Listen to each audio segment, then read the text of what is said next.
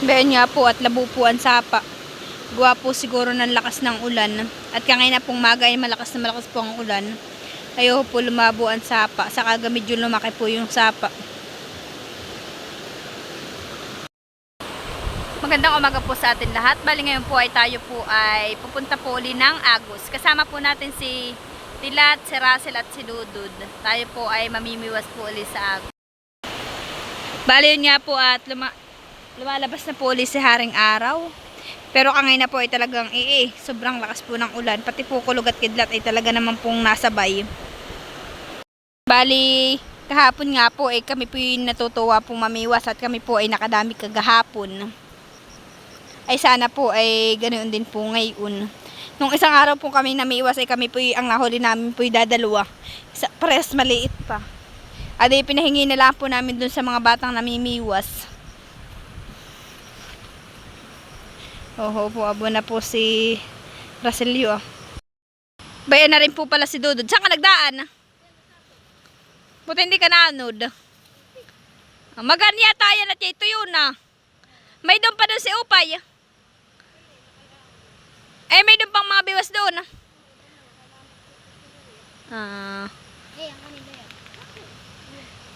Maganda yan tuyuhan eh. Ito na ay disisiro kay Papa, hindi na ginawa.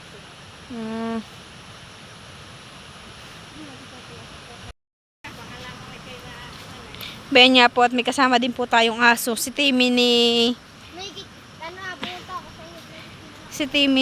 Sweet Corn.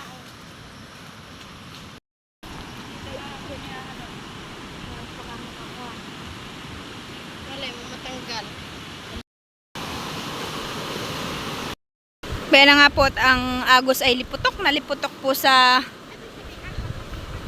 ayaw nga, malaki nga nila ng Agus. Ano kaya, may mahuli tayong gala ito? Labo. Maganda malasuka. Ay, oo, may namimiwas pati ba? Oo na ba na, nag-alis na. May naga Mamimiwas. Miwas na Dudud. Hanap ka ng ayong babawasan. Mahaba nga yan, yung mga biwas. Bale niya po at nagsipamiwas na po si Dudud, si Russell. Saka po si Upay, buwan si Upay.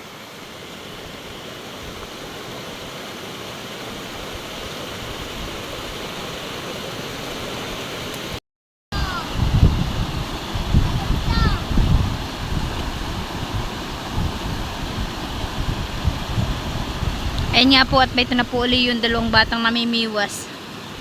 Bayan naman po si Tilat, si Russell, si Kinit at si Dudod at saka po si Upay nandoon sa dulo.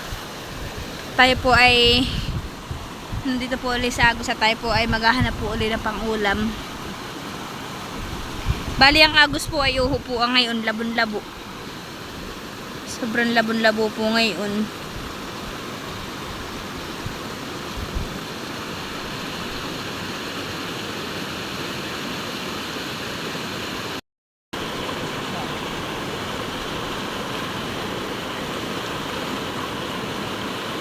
Ano na Dudod?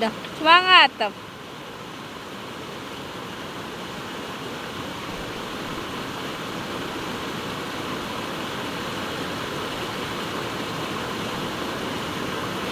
Sumangat din yung kay Upay. Nakapaglasok si Upay.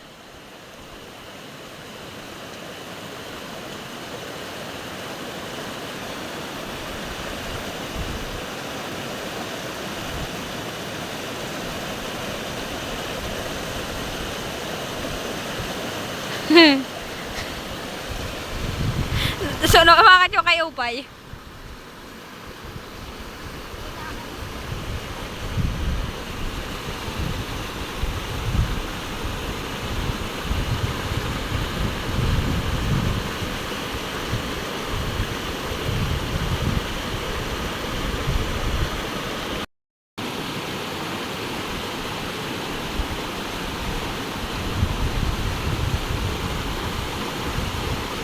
Kahoy.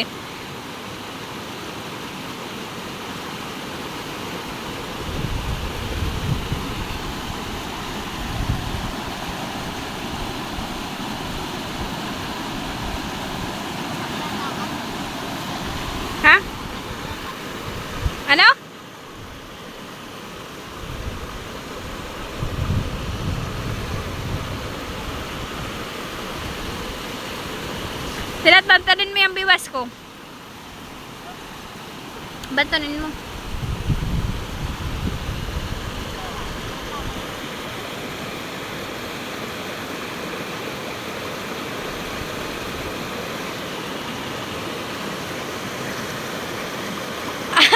Ay, sumangat ninyo kay Kinit. Ay, taga si Umay. Hanggang to si Kinit ha. Taga si yung Kuya Upay. Ha? Ma, nakahuli na han eh.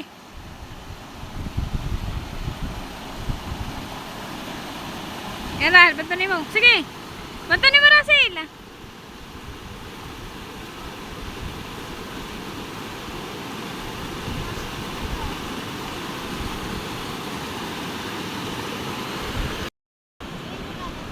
Yan po, sinisid na po ni Upa yung kay Kinit na biwas at sumangat po. Yan po yung mga pinsan ko, si Upay, si Kinit, si Russell at si Dudud. Yung pong kanilang tatay ay kapatid po ni Mama. Malalim!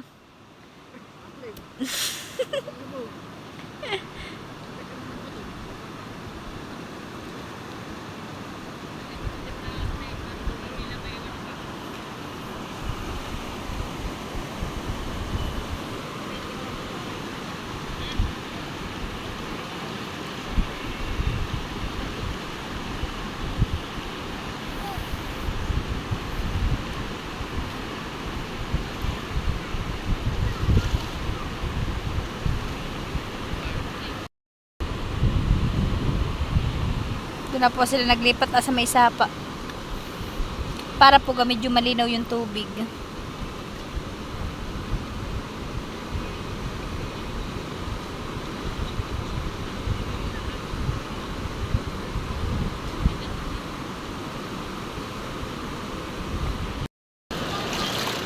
Kagulo na po dito ang mga bata sa pamimiwas.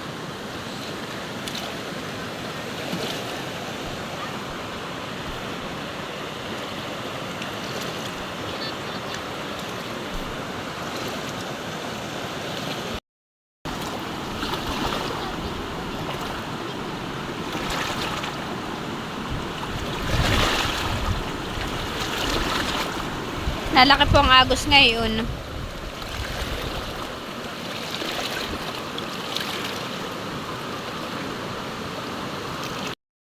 Malaki na po ang agos. Kangay na po yung aming batong kinukwando na. Ngayon madami pa ngayon po yung upo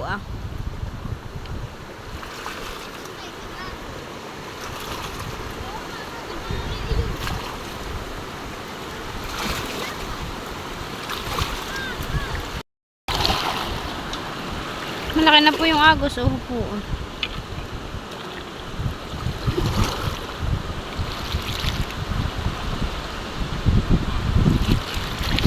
Ha?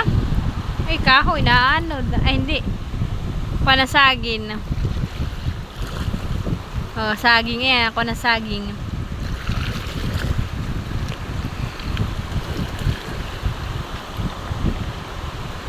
Oo. Oy, naglalaglagan na yung mga bato doon Oo, nalaki yung agos.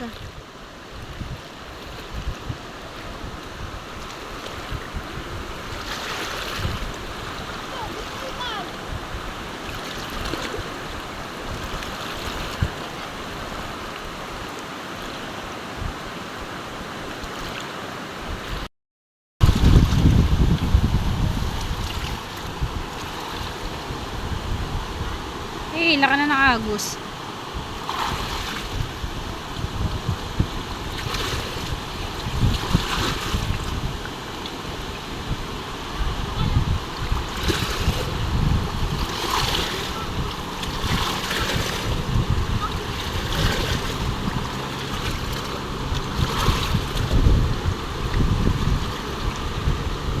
Ano?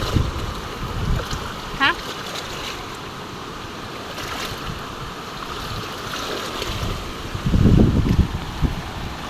Matyaga din si Upay.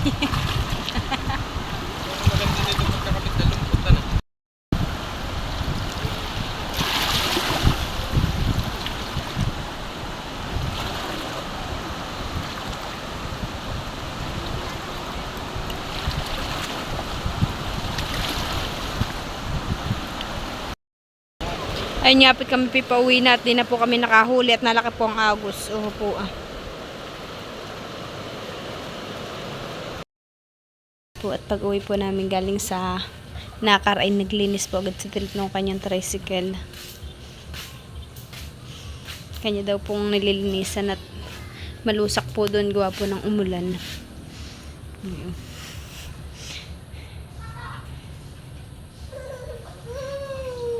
Aneka!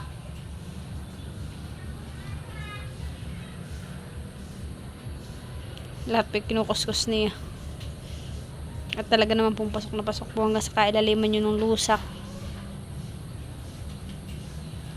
At nagluluto po ako ng ulam. Yan po yung hipong agos at saka po bilokos. Na may sitaw pong violet. Yan po ang ulam natin ngayong hapunan. At tayo po yung nakauwi na dito sa Abyawin.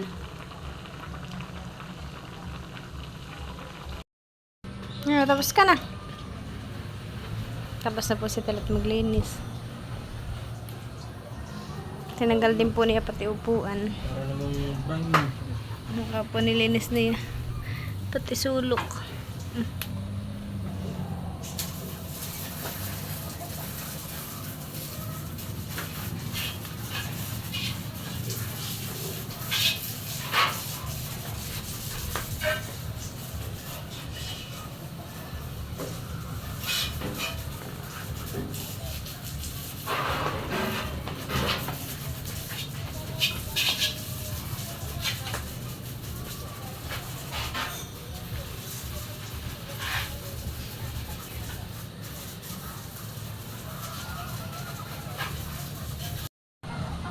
Palihan niya po diyan po nitilat nilagay yung tricycle na.